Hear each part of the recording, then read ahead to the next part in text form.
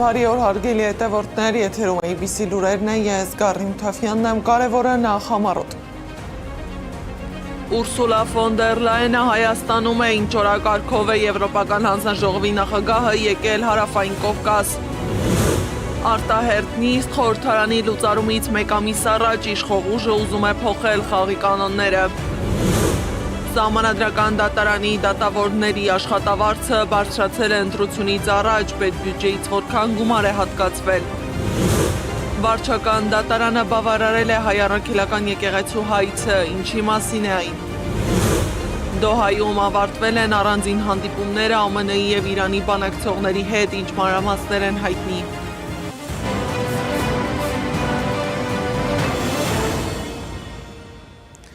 Բաքվից Երևան է ժամանել Եվրոպական հանձնաժողովի նախագահ Ուրսուլա ֆոն դեր Լայենը։ Զվարթնոց միջազգային օդանավակայանում դիմավորել է փոխվարչապետ Մհեր Գրիգորյանը։ Եվրահանձնաժողովի խոսնակ Պաուլա Պինյուն հայտարարել է, որ տարածաշրջանային այցը հաջորդում է Հայաստանի ու Ադրբեջանի միջև իր բնութագրմամբ պատմական խաղաղության համաձայնագրի նախաստորագրմանը, և Եմեն հանձնառու է տարածաշրջանում տրանսպորտային և էներգետիկ կապակցվածության խթանմանը։ Եվրոպական հանձնաժողովի նախագահ Ուրսուլա ֆոն դեր Լայենի այցը Հարավային Կովկաս պետք է դիտարկել Հայաստանի և Ադրբեջանի միջև խաղաղության գործընթացի և տարածաշրջանային կապակցվածության զարգացմանն ուղղված ԵՄ ջանքերի համատեքստում։ Երբ ես խոսում եմ կապակցվածության մասին, ես խոսում եմ էներգետիկայի և տրանսպորտի մասին։ Սա կարող է վճռորոշ դեր խաղալ մարդկանց մերձեցնելու և ինտեգրացիան ապահովելու գործում։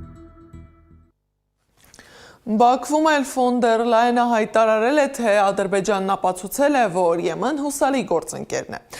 Եվրոպական հանձնաժողովի նախագահը նաև նշել է Ալիևի դերը Հարավային Կովկասում խաղաղության հաստատման գործում։ Նրա խոսքով Եվրամիությունը մինչև 200 միլիոն եվրո կներդնի տարածաշրջանի տրանսպորտային, էներգետիկ և թվային կապերի զարգացման համար։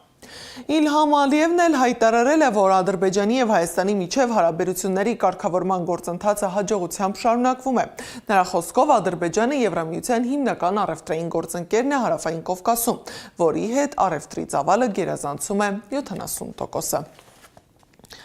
Ռուսական մամուլը ևս անդրադարձել է Եվրահանձնաժողովի նախագահի այցին, պարբերականներից մեկը գրել է, որ Ուրսուլա ֆոն դեր Լայենը ցանկանում է օգնել Փաշինյանին իրենց ձևակերպմամբ Մոսկվայի դեմ հակազդեցության հարցում։ Ըստ կայքի Հայաստանում վախենում են, որ Եվրահանձնաժողովի ղեկավարի այցից հետո Ռուսաստանի Դաշնությունը պատժամիջոցներ կսահմանի Հայաստանի նկատմամբ, ինչպես եղավ Եվրոպական քաղաքական համայնքի գագաթնաժողովի շրջանակներում Երևան կատարած այցից հետո։ Այս ֆոնին Հայաստանի արդյունաբերողների և գործարարների միության ղեկավարներն ու հայ գործարարներն այցելել են Վանի առևտրաարդյունաբերական պալատ։ Այցը տեղի է ունեցել հայ-թուրքական հարաբերությունների կարգավորման աջակցություն միջսահմանային կապերի ամրապնդում նախագծի շրջանակում։ Սա առաջին պատասխան այցն է դեռևս 2019-ին Հայաստանում տեղի ունեցած հանդիպումից հետո։ Կողմերը քննարկել են սահմանային անցակետի բացումը և Վանի առևտրաարդյունաբերական պալատի դերն այդ գործընթացում։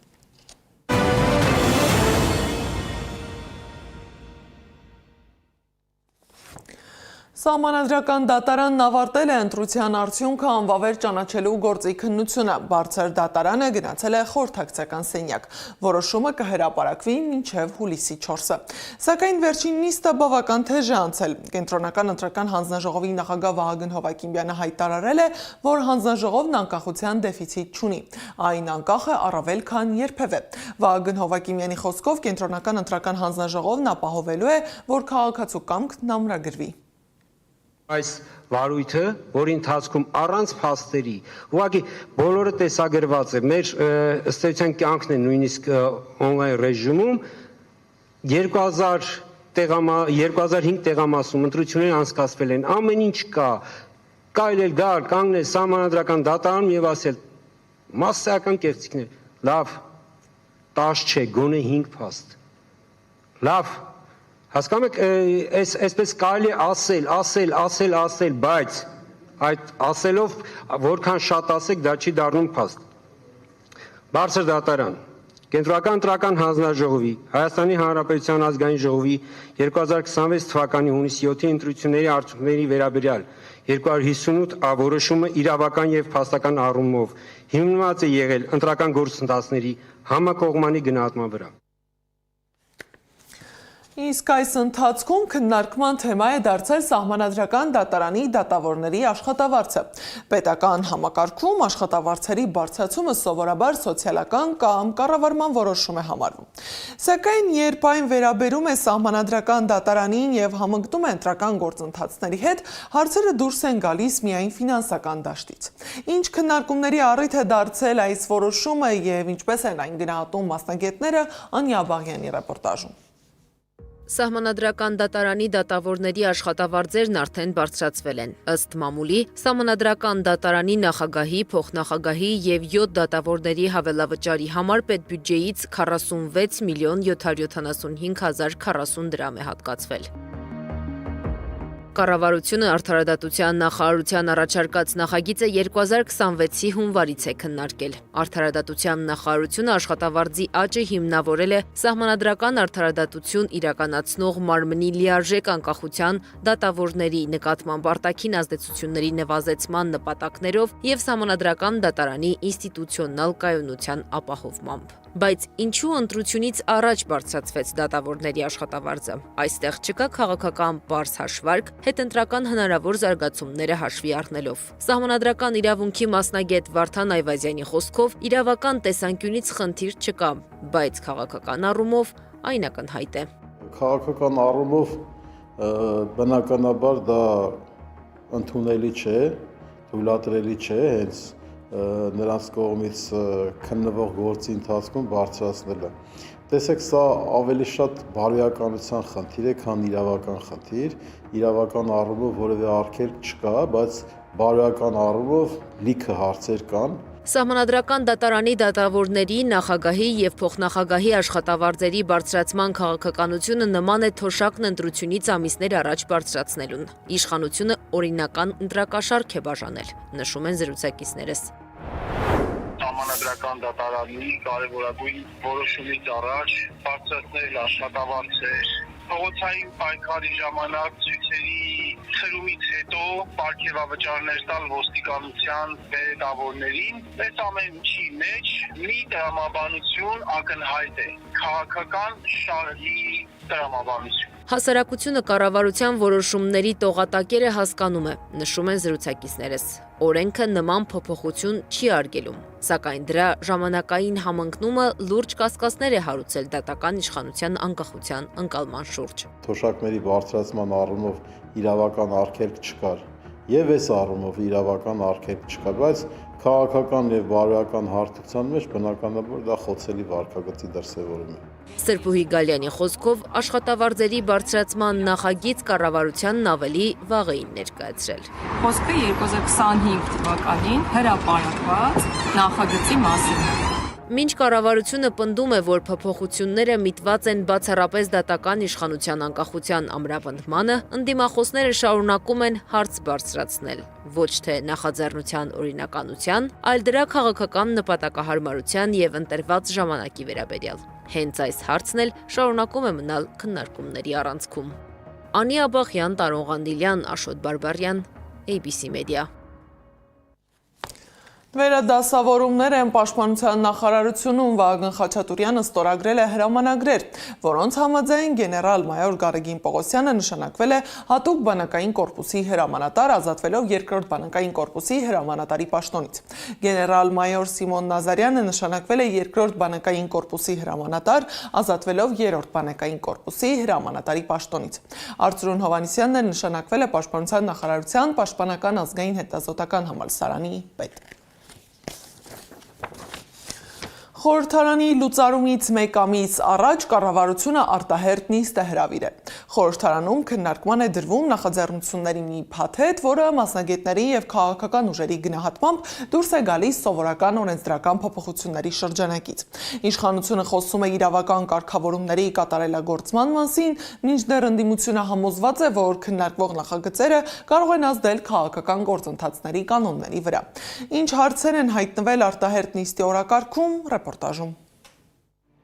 Օգոստոսի 2-ից իշխող ուժն այլևս չի ունենալու սահմանադրական մեծամասնություն, սակայն մինչ այդ կառավարության նախաձեռնությամբ հուլիսի 2-ին ազգային ժողովի արտահերթ նիստ է հրավիրվում, օրակարգում 43 հարց։ Դրանց թվում են ոչ միայն տնտեսական, այլև պետության հիմնարար ինստիտուտներին վերաբերող սահմանադրական օրենքների փոփոխություններ։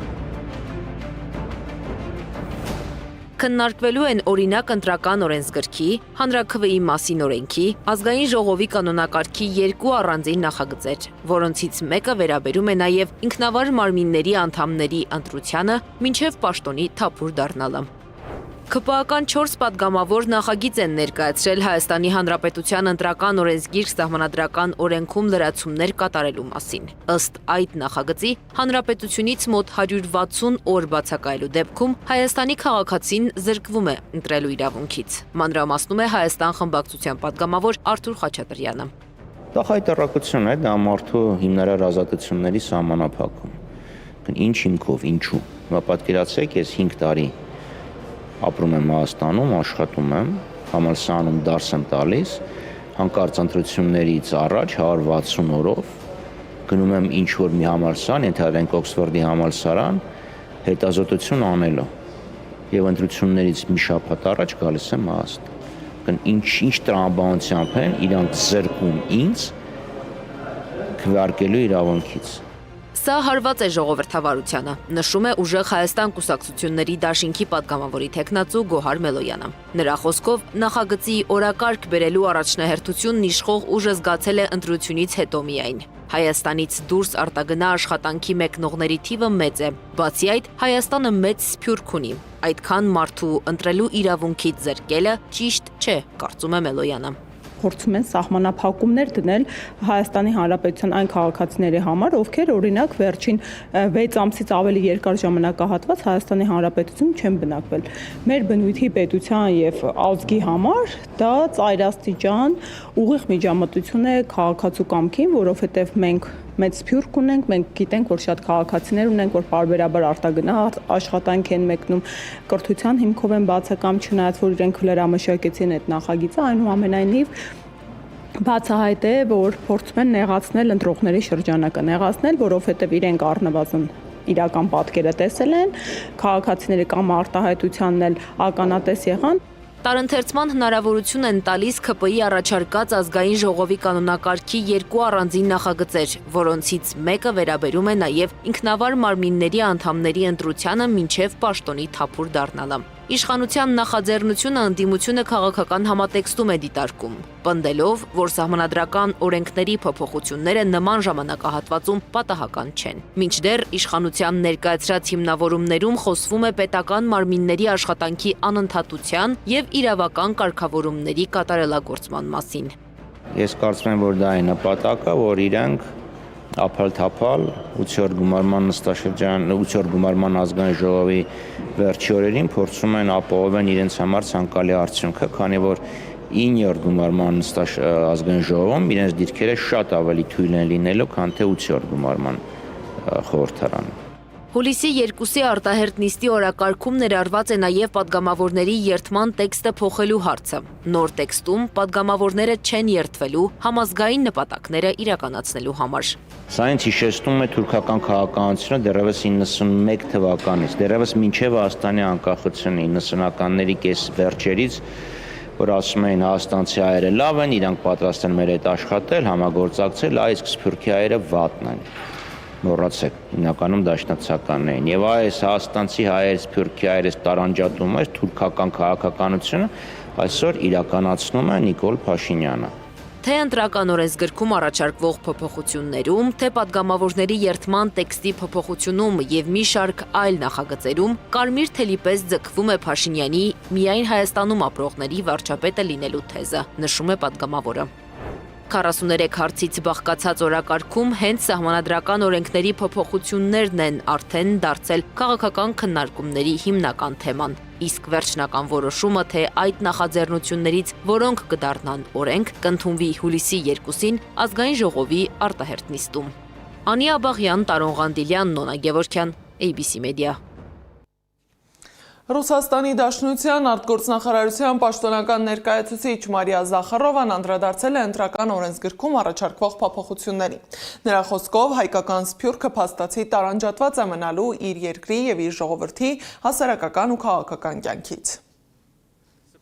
Հայկական անձնագրերով մարդիկ այդպիսով զրկվում են իրենց հիմնարար իրավունքների մի մասից մասնակցել ընտրություններին։ Հաշվի առնելով երկրում եվրոպացի մասնագետների աշխատանքը, հիշվում է Մոլդովայում նախընտրական քարոզարշավը։ Ստանդուի ռեժիմն ամեն ինչ արել է, որպեսզի Ռուսաստանում հայրենակիցներին թույլ չտան քվեարկել։ Հասարակության մեջ իշխանամետ ռեսուրսները դա ներկայացնում են որպես Կրեմլի առասպելական հիբրիդային հարձակումների դեմ պայքար։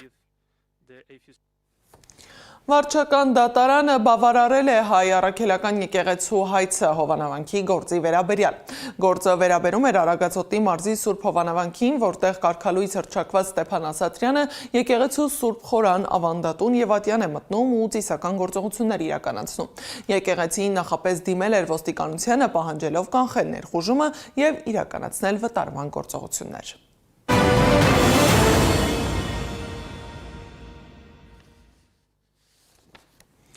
Քաթարցի և պակիստանցի միջնորդները Դոհայում ավարտել են առանձին հանդիպումները ԱՄՆ-ի և Իրանի բանակցողների հետ։ Էմիրության արտգործնախարարության պաշտոնական ներկայացուցիչը հայտարարել է, որ խորհրդակցությունների ընթացքում առաջընթաց է գրանցվել։ Հաջորդ հանդիպումը տեղի կունենա հնարավորինս սեղմ ժամկետում, Իրանի նախկին գերագույն առաջնորդի մահվան կապակցությամբ ՍՔՕ միջոցառումների ավարտից հետո։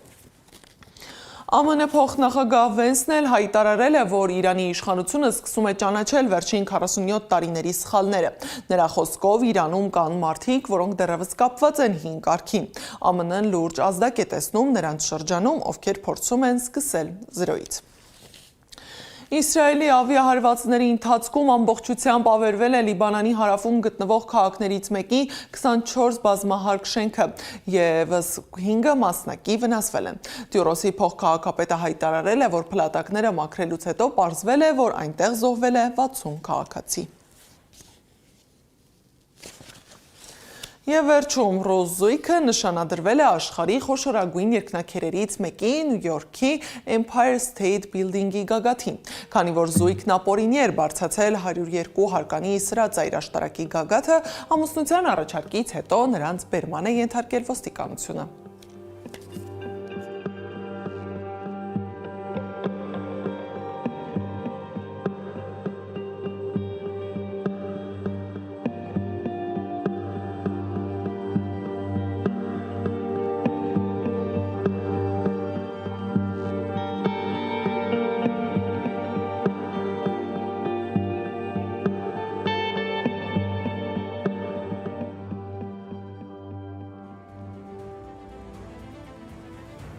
Այս ժամի համար նախատեսել էինք այսքանը, շարունակեք հետևել մեզ սոցիալական բոլոր հարթակներում, ABC լուրերը կրկին եթերում կլինի ժամը 15-ին, կհանդիպենք առայժմ։